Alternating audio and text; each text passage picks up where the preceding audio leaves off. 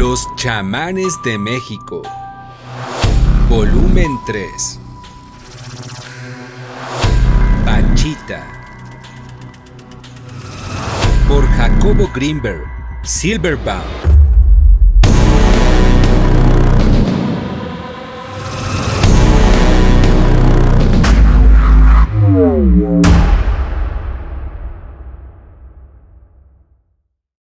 Hoy te presento el capítulo número 19, lo que ustedes, los mortales, llaman ego.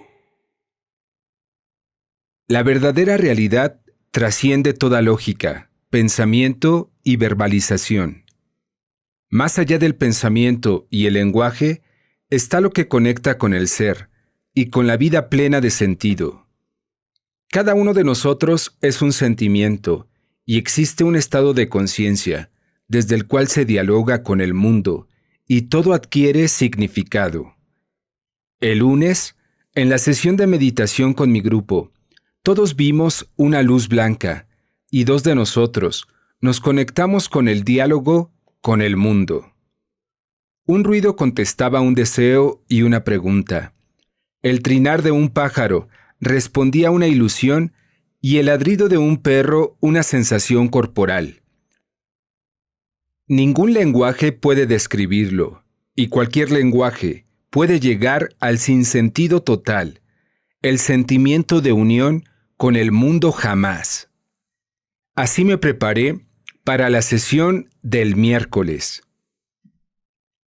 Iba a ayudar a operar a 3 amigos, Stan, su novia Mimi y su esposa Simi, a los que había invitado a recuperarse en mi casa de Coyoacán, e iba a preguntarle al hermano acerca de la película que Stan quería hacer. El miércoles en la mañana me introduje, de nuevo, en el estado de sincronicidad, y de nuevo supe que existe un estado de conciencia en el que se establece un diálogo con el mundo, en el que cada sonido, gesto, movimiento, cambio de coloración y textura de las nubes tiene un significado total. Como siempre, tuve que percatarme de las pruebas que el mundo me impone y llegué a la casa de Pachita con la sensación de haberlas pasado satisfactoriamente. Me encontré con Rita y sus amigos y penetré al recinto. Alrededor de 100 gentes esperaban en el patio y me enteré de que esa tarde habría 50 consultas y más de 20 operaciones. Un nuevo ayudante estaba en la puerta y la forma en la que controlaba la entrada de la gente me pareció muy eficaz. D cuidaba la cortina del recinto y me pidió esperar antes de entrar. El hermano recibía a la gente con su acostumbrada ternura, y de nuevo me percaté de su ilimitada capacidad para estar completa y absolutamente con cada enfermo. Faltaban más de 40 consultas antes de iniciar las operaciones, y la cortina de los altares estaba descorrida, y el cuerpo de Pachita sentado en una silla adyacente a las flores, las estatuas y las pinturas de Cuauhtémoc. Por alguna razón, no me atreví a acercarme al hermano, y cuando lo hice, tampoco me atreví a saludarlo. Dentro de mí existía la sensación de timidez más grande que he experimentado, y al preguntarme el porqué de ella, no encontré contestación. Por fin, le pedí a Lie, «Ve bálsamo», y después de untarme la nuca, los brazos y el cabello con él, saludé. «En el nombre del Padre, yo te saludo». «En el mismo nombre, yo te respondo», me contestó el hermano. «¿Cómo has estado, mi muchachito?» «Pues ya bien», respondí. «¿Qué cosas nuevas has encontrado?» «La luz ya está de nuevo con nosotros», contesté, sintiéndome un poco superficial. En realidad, lo que había visto era el diálogo del mundo con la conciencia, y mi preocupación de los días pasados era entender el nivel de conciencia en el cual se estimulaba la sincronicidad. Pero eso no lo dije, y solo hablé de la luz. Esta última la había visto venir para todos, y no únicamente para mí. El hermano me miró fijamente y me respondió algo que me dejó triste e inseguro. ¿Qué acaso la luz va y viene? ¿Qué acaso estamos jugando? Pensé que el hermano no había entendido que me refería a la victoria de la luz para todos, y no solamente para mí, pero también supe que su admonición era justa y necesaria. Los enfermos venían y se iban, y cada uno recibía su receta y diagnóstico. Me impresionó observar que todos ellos llegaban con un huevo, y que éste le era entregado al hermano para realizar una limpia. Esta última era similar en ejecución a la que yo había visto realizar a don Lucio. Consistía en una serie de movimientos de huevo alrededor del cuero cabelludo que semejaban la configuración de algunas estructuras cerebrales como el hipocampo. Después de cada limpia, el huevo era tirado en un basurero y el enfermo recibía un frotamiento con bálsamo. No puedo describir todos los casos y solo hablaré de los que más me impresionaron. Un niño de 8 años entró solo al recinto y se acercó al cuerpo de Pachita. «Tengo ganas de morir», le dijo con voz apagada. El hermano lo miró un instante a través de los ojos cerrados de Pachita y con su movimiento peculiar de cabeza. Por fin lo acercó así y le dijo que debía querer a su mamá y que su papá regresaría pronto. Le dijo que su padre había ido a conseguir unos denarios para mantenerlo a él y al resto de su familia. «No te preocupes», continuó. «Él te quiere mucho y pronto regresará». «¿Qué otra cosa te sucede?». El niño habló de una dificultad para controlar sus esfínteres y el hermano, al reconocerle el bajo vientre, consideró que era necesario operarlo. Debe existir algún componente o proceso común y compartido no solamente de los fenómenos de conciencia, sino también de la enfermedad corporal. Ese día, por lo menos, el 40% de las consultas fueron de alteraciones emocionales. Gente venía y se iba, quejándose de infidelidades, celos y abandonos.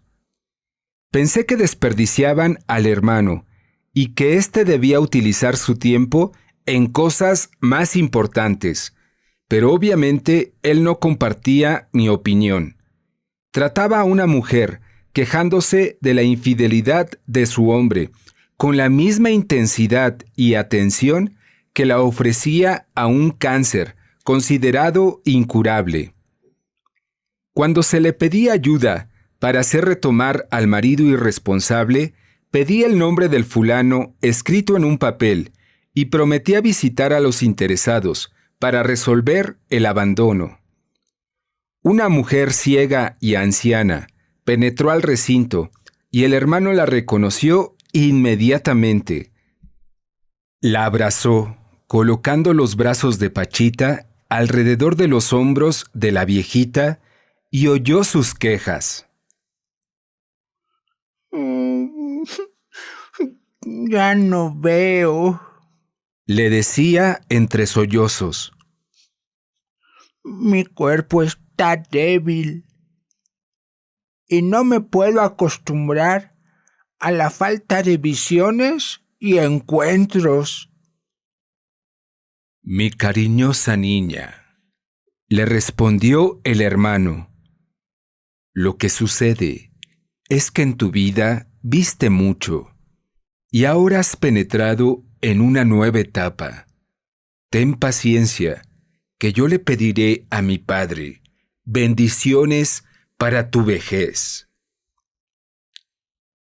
Acompañé a la anciana a la salida, y al regresar el hermano me contó que esa mujer había sido una gran médium y había tenido mucho dinero, pero ahora se había quedado sin lo primero y sin lo segundo.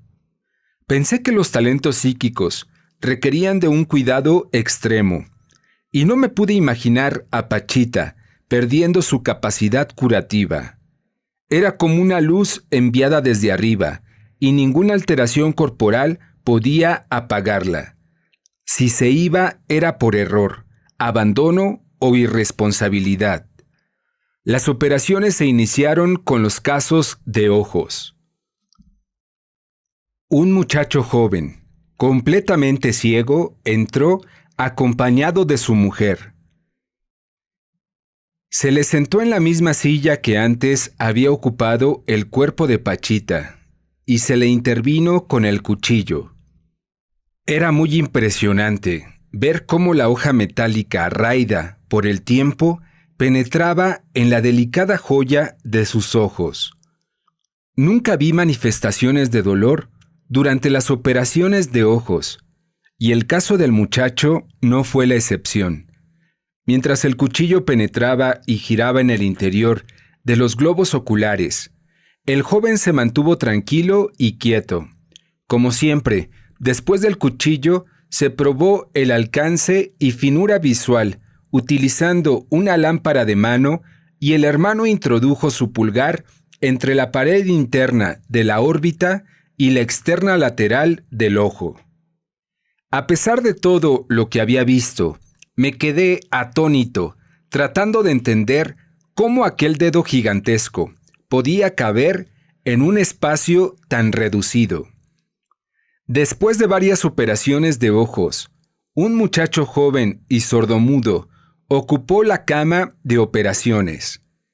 El hermano no me había permitido ocupar mi lugar acostumbrado junto a la ventana y frente al cuerpo de Pachita, y trabajaba a su lado en una posición incómoda.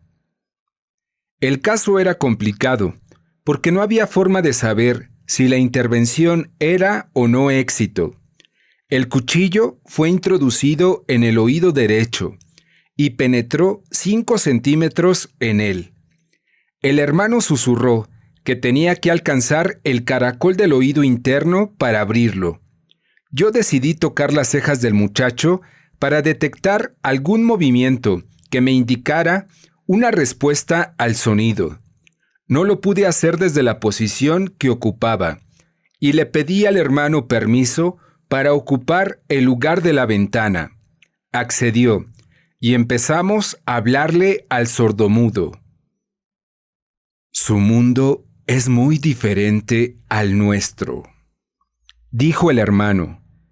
Inclusive, si logro abrir el caracol, el sonido no será reconocido como tal, sino como otra sensación.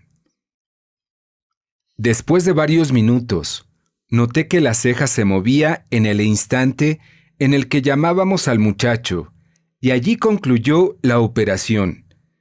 Mientras traían al siguiente paciente, aproveché para preguntarle al hermano: ¿Tienes amigos? Claro, me contestó. Todos son mis amigos. Pero, insistí, ¿tienes amigos? Bueno, mi séquito me acompaña. Cuitláhuac está a mi lado y el resto de mis compañeros de reinado me ayudan. En ese momento entró Memo. Tenía un dolor terrible de cabeza y se sentía mareado por tantas gentes y problemas. «Hermano», le dijo con voz fuerte, «ya no aguanto a tanta gente». «Mira, mi pequeño, no te desesperes». Memo no está hecho para multitudes, nos dijo el hermano a Armando y a mí más tarde. Se desorganiza y le da dolor de cabeza. Yo tampoco me sentía muy tranquilo. Le había prometido a Stan preguntar acerca de la posibilidad de filmar una película acerca de Pachita, utilizando como base este libro, y no encontraba la forma de plantear la petición. Por fin me atreví y le dije al hermano que haría lo que él aconsejara. Si consideraba adecuada la película, colaboraría en ella, y si no, no lo haría. Mira, Jacobo, me contestó con seriedad. La finalidad es comercial, y no hay inocencia. Le agradecí la claridad y acepté su decisión, y a partir de ese momento me sentí tranquilo. La siguiente paciente fue una mujer que se quejaba de dolores abdominales. Armando me dijo que la paciente venía acompañada de una vidente y que sería interesante preguntarle. No sé cómo Armando supo que era vidente, y noté que su actitud cambiaba. Seguramente se sentía observado, y eso le hizo comportarse con mayor seriedad que la acostumbrada. La mujer se recostó en la cama y el hermano auscultó el vientre. Ya te han operado, ¿verdad, mujercita? A la mujer le habían extraído la matriz, y una cicatriz enorme era la constancia del atentado. La medicina moderna es una carnicería, comentó muy serio el hermano. Los doctores no tienen empacho alguno en violar lo más sagrado del feminismo y extraen la matriz de la mujer como si fuera una muela cariada. Jamás se debería hacer tal barbaridad. Es un atentado en contra de la vida y de la posibilidad de procrearla. Es que tenía cáncer, contestó la mujer. ¿Qué cáncer ni qué 8 cuartos? El cáncer está de moda, y cuando los médicos no saben algo, dicen que es cáncer, y se atreven a hacer estas barbaridades. Se han especializado, continuó, y ya no recuerdan que el cuerpo trabaja como una unidad. Por eso muchas veces no saben lo que hacen. La mujer se quejaba mientras el cuchillo abría su vientre. Yo le sostenía la mano, mientras tanto, y acariciaba su frente intentando disminuir el dolor. Armando, muy serio, le pasaba algodones al hermano. De la herida, la mano de Pachita extrajo un tumor, después de lo cual me pidió que saturara. Como siempre, coloqué un algodón empapado en alcohol sobre la herida y mis manos encima. La apertura se cerró casi instantáneamente y Armando se apresuró a vendar a la mujer. Curioso, le pregunté a la vidente lo que había percibido y me contestó que una luz dorada había flotado sobre el cuerpo de la enferma y nos había rodeado a Pachita, Armando y a mí. Después de salir, el hermano nos confesó que la descripción lo había decepcionado. Una verdadera vidente, nos dijo con intensidad, dice: en nombre y por gracia de Dios veo, y describe lo que ve, y no solo dice una luz dorada. En ese momento, Memo volvió a entrar más molesto que antes. Una señora, dijo, quiere que la atiendas, y no está apuntada, e insiste demasiado, y a mí ya me colmó la paciencia. Ay, mi querido pequeño, le contestó el hermano, ¿cuándo aprenderás a perdonar y a tener paciencia. Recuerda a Jesús, cuando caminaba cargando la cruz en dirección a su muerte. Un hombre se le acercó y, sin importarle su sufrimiento, le pidió ayuda para calmar el suyo propio. Jesús lo miró entre su propia sangre y lágrimas y le dijo: «Curado seas». ¿Me habéis entendido? A pesar de su propio sufrimiento y en el último instante de su vida, Jesús era capaz de dar, y eso era lo que hizo. La descripción del hermano me impresionó, y creí ver imágenes de un remoto pasado. Jesús era capaz de salir de su propio cuerpo y curar otro aún en las peores condiciones personales. ¿De dónde sacaba la capacidad de concentración? ¿O qué poder inmenso tenía sobre la energía y sobre entidades dedicadas a curar? El nivel del hermano y el del propio Jesús era ilimitado, y la interfase que había entre ellos y la materia era como una membrana capaz de ejecutar las más inconcebibles maniobras. El siguiente enfermo tenía un tumor cerebral que le producía un temblor constante de brazos y manos. Cirujano de profesión, un hombre de unos 60 años, ocupó la cama. «Mira, Jacobo», me dijo el hermano, «este hombre es un magnífico médico, y hoy vamos a rogar para devolverle el control a sus manos». «Mi dulce pequeño», le dijo el hermano al médico, «vamos a ayudarte para que puedas operar de nueva cuenta. ¿En dónde está tu mal?»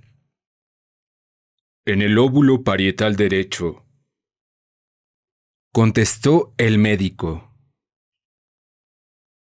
«¿Nos vas a decir lo que hacemos?», le pidió el hermano. Tomé la mano del hombre y oí la descripción más extraordinaria. «Acabas de trepanar mi cráneo. Ahora estás apartando mi meninges. Ahora penetras mi cerebro. Ahora cierras la trepanación y la herida de mi cuero cabelludo». Armando vendó la cabeza del médico, y éste preguntó si ya podía operar. «Claro, mi pequeño, ya lo puedes hacer, y siempre habrá un hermano que te acompañe». «Ojalá se le quite el miedo», nos dijo el hermano más tarde. «Orgánicamente, su problema está resuelto. Solo falta lo emocional». Súbitamente volteó a verme y me dijo algo muy extraño. «Jacobo, cuando tengas un estetoscopio de oro macizo, sabrás lo que es Dios». El siguiente paciente era un anciano que tenía un problema prostático. Le ayudé a acostarse boca arriba, y mi cuerpo fue recorrido por un escalofrío cuando me di cuenta lo que el cuchillo hacía. La mano izquierda de Pachita sostenía el pene del hombre, y con la derecha introducía el cuchillo a través del orificio urinario del mismo. La hoja del cuchillo tiene una longitud de aproximadamente 15 centímetros, y yo solo veía 3 o 4 fuera del pene. El resto había penetrado en el mismo, en forma imposible. El hombre no se quejaba y parecía no sufrir dolor. Con la máxima atención, observé los giros, movimientos y traslaciones del objeto metálico dentro del pene, y sudoroso rogué porque jamás tuviera un problema en la próstata. El hermano pareció escuchar mis pensamientos y me dio el remedio para mantener una próstata en perfecto estado de salud. El siguiente paciente fue CH, un muchacho judío proveniente de Canadá.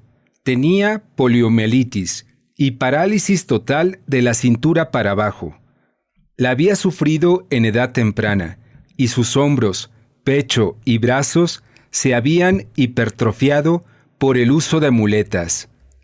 Lo acostamos boca abajo y le descubrí la espalda alzándole la camisa. El hermano me hizo palpar la columna vertebral y noté que estaba desviada junto a una cicatriz. Jacobo, pregúntale cuándo lo operaron. Traduje que cuando era niño y que la finalidad había sido permitirle estar cómodamente sentado en una silla de ruedas. El hermano abrió la espalda y mientras injertaba huesos en la columna, CH me apretaba la mano derecha. Casi grité más que él, sintiendo una inminente fractura de mis dedos. El poder de la mano de CH, junto con su desesperación, lo hacía apretar con tanta fuerza que aún ahora, cuando escribo, siento dolor. Después, una viejita delgada y muy corta de estatura ocupó la cama. Su cabello completamente plateado y su complexión diminuta hicieron lanzar al hermano exclamaciones de ternura. Mientras yo le sostenía la mano a la anciana y él abría el abdomen de la misma, lo oí pedir por ausencia de dolor. «Padre mío», susurró el hermano, «concédeme que no le duela. Te suplico que no le duela». Me tomó la mano y me la introdujo al abdomen. «Siente, Jacobo, siente». Había una pequeña bola palpitante. Parecía un diminuto corazón localizado en una parte imposible del cuerpo. «¡Está palpitando!», dije sin poder contenerme. «Así son los tumores malignos», me contestó el hermano. «Están vivos y palpitan». «Hermano», le dije al final de la operación, «yo quisiera ver todo lo que haces, y no soy capaz más que de percibir un cuchillo y la mano de tu materia. ¿Cómo podría ver más?».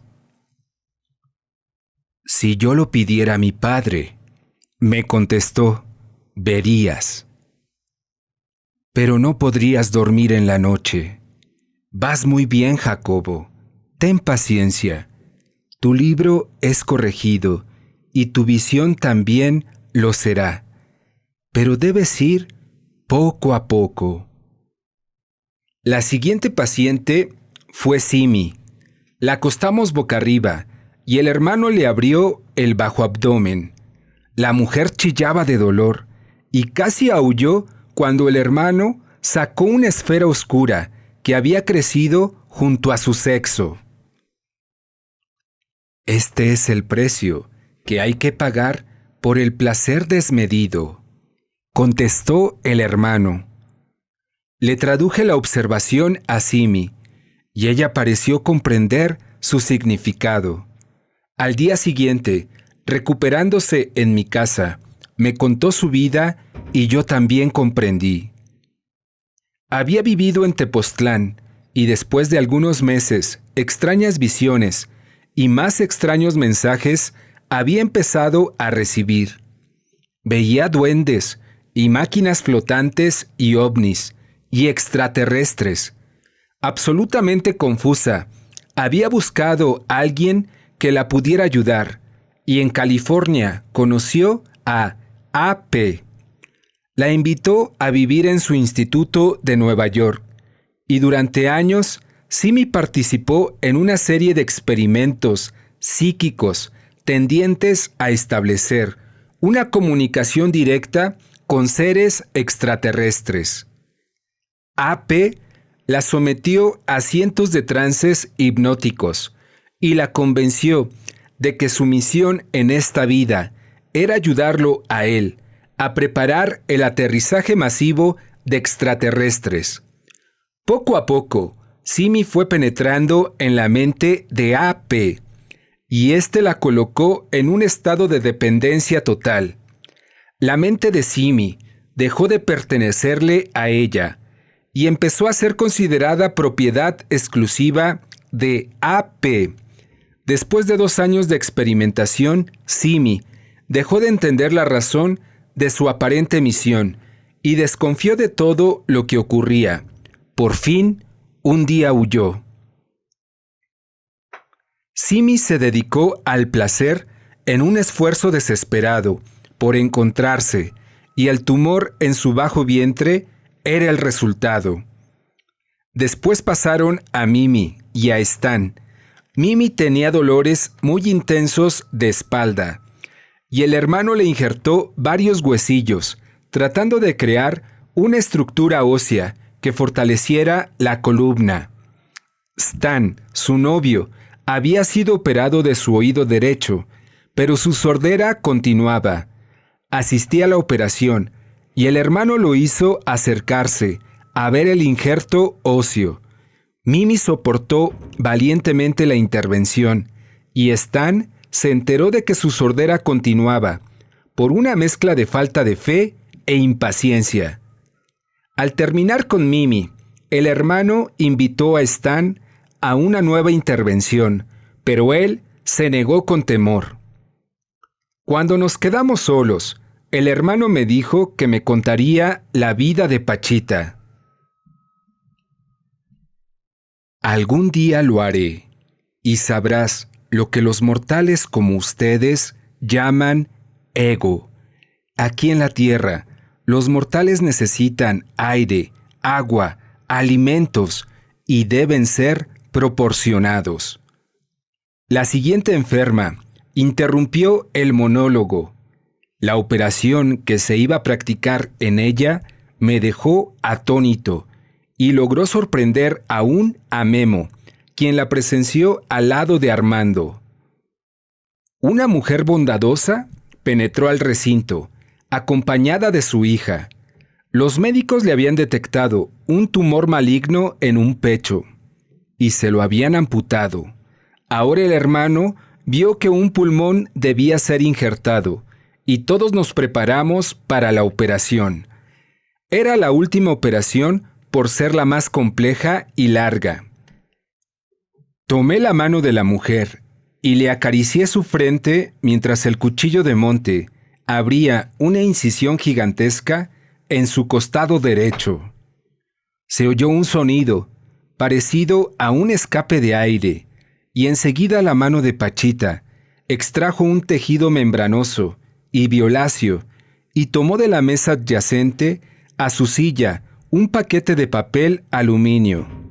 De nuevo, no supe quién había traído el paquete, ni cómo apareció en la mesa.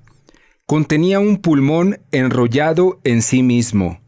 El hermano colocó uno de sus extremos en la incisión y me pidió que sostuviera el extremo libre. Su consistencia era suave y esponjada. Lo sostuve con dificultad, temiendo que resbalara de mis dedos, y me acerqué a la herida. El cuchillo estaba colocado en ella, y la mano de Pachita lo sostenía. No había otro instrumento, y a pesar de ello, algo empezó a jalar el pulmón. Lo veía deslizarse hacia el interior del cuerpo, y mi mano siguió el movimiento.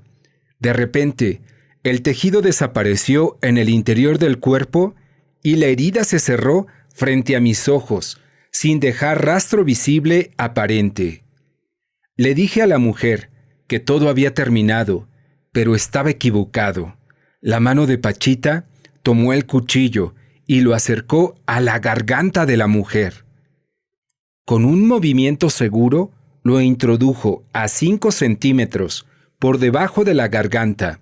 Se oyó un chasquido y el hermano me preguntó si lo había oído. «Claro que sí», le contesté. «¿Qué era?», me preguntó. El pulmón. El hermano se rió a carcajadas.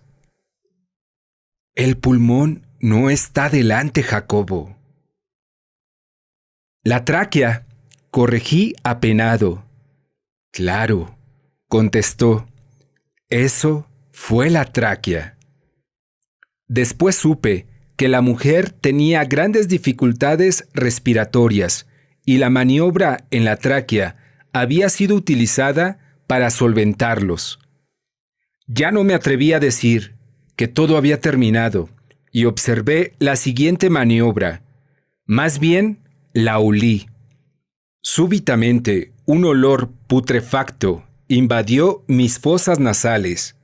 Busqué su procedencia y al hacerlo oí un ruido extraño. Era como si una llave de agua se hubiese abierto y el líquido chorreante hubiese sido descargado sobre el piso del recinto.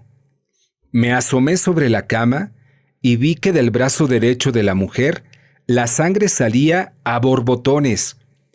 Pero no era una sangre normal, era mucho más diluida y ligera que aquella, y su olor era espantoso. La vi chorrear por varios minutos. Era increíble que alguien pudiera tener tanto líquido. Súbitamente entendí que la mujer estaba sufriendo una transfusión total. Había visto cómo la boca de Pachita sostenía un extremo de una sonda, mientras el otro era colocado en el interior del vientre, y cómo un líquido rojo pasaba de un extremo a otro. Era demasiado increíble pensar que la boca de Pachita sirviese como fuente de sangre, pero mi aprendizaje era que lo más probable es precisamente lo más improbable. No descarto esa posibilidad. Pero aún así, en este caso, no había sonda, y a menos de sustituir toda la sangre derramada, la supervivencia de la mujer era menos que imposible. Pero la mujer sobrevivió, y mientras todo aquello ocurría, hablaba, bromeaba, y no parecía sufrir dolor como si viviera fuera de su cuerpo. En realidad, no había otra forma de explicar el mantenimiento de su conciencia.